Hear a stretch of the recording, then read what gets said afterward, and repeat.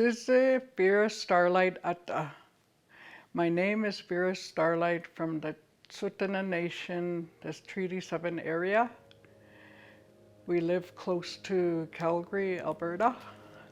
In the beginning, when Tsuut'ina finally settled here, when Bullhead gave in to sign a treaty, we all used to live by Bragg Creek in the west area.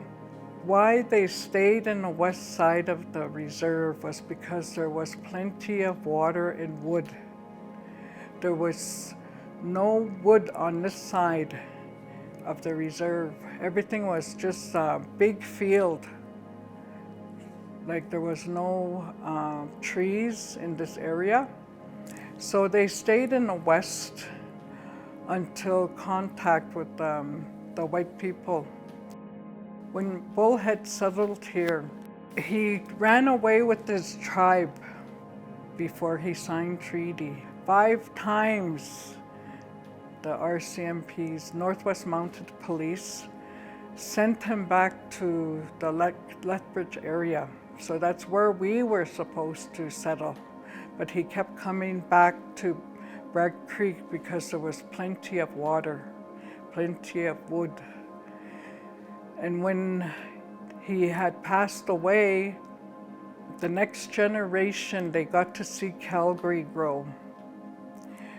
And it was important for that Elbow River, the Bow River. Since there was no wood here, no long spruce trees or poplar, the spruce trees used to come from Banff. They would put them on the water and they would bring them down. That's how they shipped long time ago. There was no big transport trucks or big wagons for horses. So that's how the city was started to be built. Fort Calgary was built by all the trees from Banff because there was nothing here. As they started to move east towards where we are now, a lot of family groups. There would be Big Plumes, there will be the Starlights, there will be the Crowchilds. We all had different camps. And then as they used to get together, they always had to send people back to the Bragg Creek for water. Because around here water was scarce. There was hardly anything here. That's when they started to see that how much water was important, because we had to be on this area, this place here, and they would go back to the mountains in the summertime for berries, for all the wood. They got all the wood ready for this winter. They made sure everybody had wood and water. That's how they survived. I was raised between my mom and my grandmother. My grandmother looked after all of us children because there was 14 of us, and we lived on the Weaselhead Road. So we never had running water, only up until 1972 or 73. The rest of the time we had to haul water. There used to be the old band hall, there used to be a pump where everybody went for water. So we would take our jugs, our milk jugs, and fill them up and then bring them home for our mothers. Water was always an issue. Before my mom moved to her house in 1987 or 88, she got a new house built. A man from the city, he was a geologist.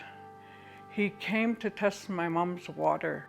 He told my mom, "Have you ever had trouble with your stomach?" And she said, "Yes, I always have gallstones."